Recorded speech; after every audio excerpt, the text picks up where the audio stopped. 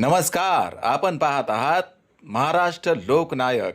परभणी जिल्ह्यातील भारतीय जनता पार्टीच्या जिल्हा परिषद व पंचायत समिती यांच्या उमेदवाराच्या प्रचारार्थ जिल्ह्यात वेगवेगळ्या ठिकाणी भारतीय जनता पार्टीचे प्रदेश अध्यक्ष चंद्रशेखर बावनकुळे यांच्या उपस्थितीत प्रचार सभेचे आयोजन करण्यात आले होते. यावेळी जिल्ह्याच्या पालकमंत्री मेघनादिदी बोर्डीकर, माजी मंत्री सुरेश वरपुडकर, आमदार डॉक्टर रत्नाकर गुट्टे, जिल्हाध्यक्ष सुरेश भुमरे व भाजपाचे पदाधिकारी कार्यकर्ते मोठ्या संख्येने यावेळी उपस्थित होते. गंगाखेड तालुक्यातील महातपुरी सर्कलमधील जिल्हा परिषदेच्या उमेदवार कुशावर्ती संभाजी पोले, मनोज मुरकुटे, सुनीता मुलगीर यांच्या प्रचारार्थ महातपुरी या ठिकाणी सभेचे आयोजन करण्यात आले होते. गंगाखेड विधानसभेचे आमदार डॉक्टर रत्नाकर गुट्टे हे महाराष्ट्राच्या इतर आमदारापैकी टॉप 10चे आमदार आहेत असे यावेळी बावनकुळे यांनी सांगितले आहे. त्यांच्याकडे विकासाचे विजन असून ते 2029मध्ये भाजपासोबत असतील असेही यावेळी बावनकुळे यांनी व्यक्त केले. आपलं सरकार करेल. एकीकडे खाजगी घरं कायदेशीर करून देणे, तुकडेबंदी कायदा निरस्त करून 60 लाख परिवार यांना त्यांच्या घराची मालमत्ता देणे आणि दुसरीकडे सरकारी जागेवर असलेल्या लोकांना या ठिकाणी पट्टे वाटप करण्याचा निर्णय, कबाला देण्याचा निर्णय करणे. आणि एवढंच नाही, कुठल्याही सरकारनं आतापर्यंत गायरान जमिनीवर बसलेल्या लोकांना कायदेशीर करण्याचा निर्णय केला नाही. रत्नाकरजी, आपल्या मतदारसंघामध्ये गायरान जमिनीवर जे जे लोक राहतात त्या सर्व लोकांना त्या जमिनी त्या ठिकाणी त्यांचे पट्टे वाटप करण्याचा निर्णय आपलं सरकार करत आहे. पट्टे वाटप करण्याचा निर्णय आपलं सरकार करणार आहे. एवढंच नाही तर महाराष्ट्र सरकारला देवेंद्रजींनी मोदीजीकडनं 30 लक्ष घरं आणलेले आहे. 30 लक्ष घरं महाराष्ट्राला मिळाले आहे. मी विनंती करणार आहे की 17 नगरसेवक, 17 जिल्हा परिषद मेंबर निवडून आल्यानंतर या सर्व सदस्यांनी सरकारी जागेवर राहणारे, खाजगी जागेवर राहणारे, ज्यांच्याकडे कवेलूचं घर आहे त्या सर्व घरांची यादी तयार करून 1 लक्ष घर आम्ही परभणी जिल्ह्याला देणार आहे. 1 लक्ष घर प्रधानमंत्री योजनेचे आम्ही परभणी जिल्ह्याला देणार आहे. आणि या जिल्ह्यातल्या गरीब माणसाला त्यांच्या हक्काचं घर आपलं सरकार देणार आहे. आणि आमच्या सरकारने निर्णय केला, सरकारी घर असेल, जे या ठिकाणी शबरी योजनेचं असेल, रमाई योजनेचं असेल, प्रधानमंत्री आवास योजनेचं असेल, सरकारकडनं बांधून देणारं घर असेल, यांना आता 5 ब्रास मोफत वाढू देण्याचा निर्णय आम्ही करतो आहे. 5 ब्रास मोफत वाढू करण्याचा निर्णय करतो आहे. आणि एवढंच नाही तर महातपुरीमध्ये उद्या या मतदारसंघामध्ये ज्यांना खाजगी घर बांधायचं आहे, प्रायव्हेट घर बांधायचं आहे, त्यांनी तुम्हाला किती ब्रास वाढू पाहिजे अर्ज तहसीलदारकडे करायचा आहे. 600 रुपये प्रति ब्रास पैसे भरून जेवढी वाढू लागेल तेवढी वाढू खाजगी घरांना देण्याचा निर्णय आपल्या सरकारने केला. आणि त्यामुळं वाढू बद्दलचा अत्यंत महत्वाचा निर्णय आपल्या सरकारने केला. आणि एवढंच नाही, आपल्या सरकारने आता नक्षा योजना आणली आहे. रत्नाकरजी, तुमच्या मतदारसंघामध्ये नक्षा योजना, स्वामित्व योजना आम्ही करतोय. आपल्या गावावरनं आम्ही ड्रोन सर्वे करणार आहे. सरकारकडनं ड्रोन फिरवणार आहे. इंग्रजाच्या काळानंतर कधी सर्वे झाला नाही. या ठिकाणी आमचे वयस्कर लोक बसलेले आहेत. ड्रोन सर्वे करणार आहे. हा ड्रोन सर्वे करून प्रत्येक घराचा लांबी किती, रुंदी किती, उंची किती, हे जे घर आहे याचा प्लॉट किती, लांबी किती, रुंदी किती, सर्व सरकार मार्फत मोजणार आहे. आणि सरकारी मोजणी तयार करून तुमच्या मोजणीचा नकाशा गुगलवर iCloud वर टाकणार आहे. 500 वर्षानंतर तुमचा नातू पडनातू जेव्हा बघेल, माझ्या नानीचं, माझ्या आजीचं, माझ्या आजोबाचं, माझं पळाल्याचं घर कुठं आहे, त्याला घरी बसल्या त्यांच्या मोबाईलवर, गुगलवर दिसलं पाहिजे. हा निर्णय आपण करतो आहे. एकीकडे संपूर्ण गंगाखेड मतदारसंघ परभणी जिल्ह्यामध्ये स्वामित्व आणि नक्षा योजना आपण तयार करतोय. खरं तर आपल्याला 124 योजना या ठिकाणी करायच्या आहे. बंधू भगिनींनो, आपले सर्व उमेदवार निवडून आल्यानंतर मुख्यमंत्री समृद्ध पंचायत राज अभियान, जिल्हा नियोजन मंडळाच्या माध्यमातून जनसुविधा, नागरी सुविधा अभियान, आदिवासी विभागाचं ठक्कर बाप्पा अभियान, अनुसूचित जाती नवबद्ध विकासाचं अभियान, प्रधानमंत्री आवास योजना असतील, रमाई आवास योजना असेल, शबरी आवास योजना असेल, संत सेवालाल महाराज बंजारा लक्ष्मण तांडा वस्ती सुधार योजना असेल, माझी वसुंधरा अभियान असेल, आदर्श ग्राम अभियान असेल, राष्ट्रीय संत तुकडोजी महाराज, संत गाडगे बाबा यांच्या नावावर, विचारावर काम करणारा अभियान असेल, एवढंच नाही, लोकशाहीर अण्णाभाऊ साठे यांच्या नावाने असलेले अभियान असतील, अल्पसंख्याक विकास योजना असेल, 25-15च्या माध्यमातून आपले जयकुमार गोरेचे मंत्री यांच्या माध्यमातून चालणारी योजना असेल, एवढंच नाही तर महात्मा गांधी राष्ट्रीय ग्रामीण योजना असेल, जल जीवन मिशनची पिण्याच्या पाण्याची योजना असेल, स्वच्छ भारत मिशन, शालेय पोषण आहार, दीनदयाळ उपाध्याय ग्रामज्योती योजना, अशा जवळपास 124 योजनाची निवडणूक आहे. रत्नाकर गुट्टेजींनी खरं सांगितलं, या महाराष्ट्रात आपलं सरकार आल्यावर मुख्यमंत्री बळीराजा पांदन रस्ते योजना ते येत आहे. आणि आता आम्ही आमदाराला आदेश केला, आता तर आपण महाराष्ट्राच्या हायवे सोबतच या महाराष्ट्रातल्या सर्व शेतकऱ्याचे पांदन रस्ते बांधकामाचा आपण निर्णय करतोय. सर्व शेतकऱ्याचे पांदन रस्ते बांधकामाचा निर्णय आपण करतोय. मोजणी करता पैसे लागणार नाही, पोलीस बंदोबस्त करता पैसे लागणार नाही, रस्ते मोकळे करण्याकरता पैसे लागणार नाही. आता कोणी तहसीलदार रेडिओ मोजणी करता त्या ठिकाणी पोलीस बंदोबस्त करता पैसा लागणार नाही. एवढंच नाही तर रत्नाकरजी 15 लाख रुपये प्रति किलोमीटर खर्च करून हे सर्व रस्ते मजबूत करण्याचा निर्णय आपल्या सरकारने केला आहे. 15 लाख रुपये आपल्या सर्व मेंबरने निवडून आल्यानंतर आपल्या मतदारसंघाची यादी तयार करून रत्नाकर गुट्टेजीला द्यायची आहे. रत्नाकर गुट्टेजी ती यादी मंजूर करणार आहे. आणि एवढंच नाही, ती यादी मंजूर झाल्यानंतर त्याला लागणारा पैसा सरकार आपल्याला या ठिकाणी या माध्यमातून देणार आहे. जोपर्यंत शेतकऱ्याच्या शेतातला रस्ता मजबूत होत नाही, शेतकऱ्याच्या शेतात पाणी राहत नाही आणि शेतकऱ्याच्या शेतात दिवसाने वीज राहत नाही, तोपर्यंत शेतकरी समृद्ध होणार नाही. आमच्या शेतकऱ्याचा, गरीब माणसाचा मुलगा कधी नोकरी मागणार नाही, तो आपल्या शेतामध्ये 2-3 पिकं घेईल. पण जोपर्यंत शेतकरी समृद्ध होत नाही तोपर्यंत गंगाखेड मतदारसंघ, परभणी जिल्हा, महाराष्ट्र मजबूत होत नाही. आणि म्हणून रस्ते विकासाची योजना आपण तयार करतोय, रस्त्याला मजबूत करण्याची योजना आपण तयार करतोय. पुढच्या काळामध्ये मराठवाड्याला वेगवेगळ्या योजनेच्या माध्यमातून जलाशय बांधकाम करून या ठिकाणी पाण्याची उपलब्धता आपण करतोय.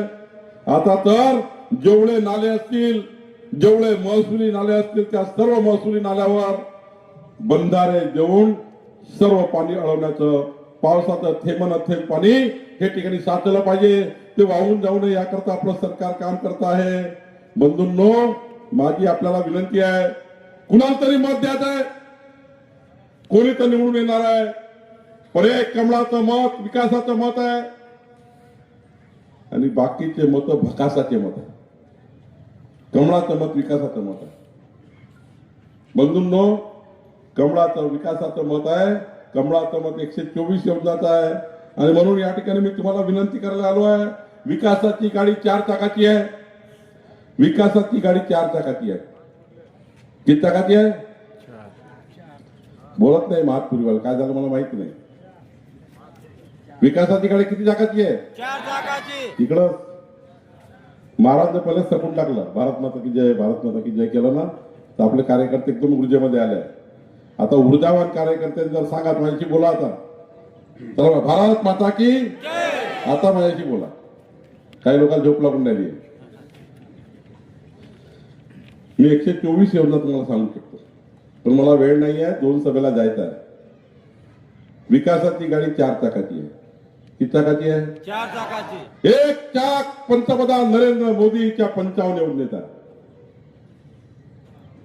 जे गंगाखेड मतदारसंघामध्ये चालणार आहे. दुसरा चाक देवेंद्र फडणवीसजीच्या 44 योजनाचा आहे. तिसरा चाक मेघना दिदी बोर्डीकरच्या 22 योजनांचा आहे. आणि या विकासाच्या गाडीचं 4थं चाक रत्नाकर गुट्टेजींच्या मंत्रालयातल्या योजनांचा आहे. 4 चाकाची गाडी आहे. किती चाकाची आहे? जोरात किती चाकाची आहे? 7 तारखेला या विकासाच्या गाडीचा ड्रायव्हर कोण? विकासाच्या गाडीच्या ड्रायव्हरची चाबी तुम्ही कोणाकडे देणार आहे? तुम्ही विकासाच्या गाडीच्या ड्रायव्हरची चाबी व्यासपीठावर उभे असलेले सर्व कमळाचे उमेदवार, रत्नाकर गुट्टेजी आहे, तुम्ही म्हणणार आहे, तुम्ही या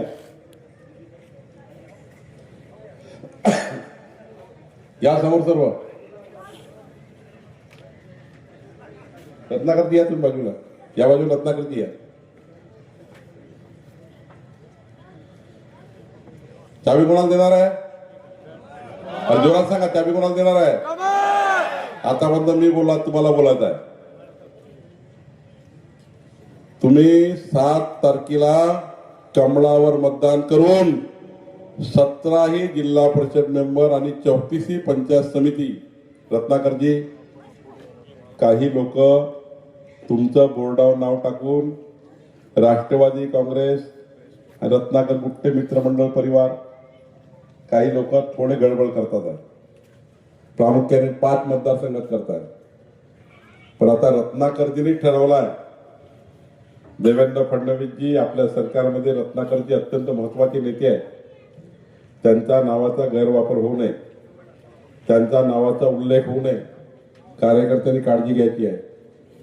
शेवटी भारतीय जनता पक्ष हा आपली आई आहे.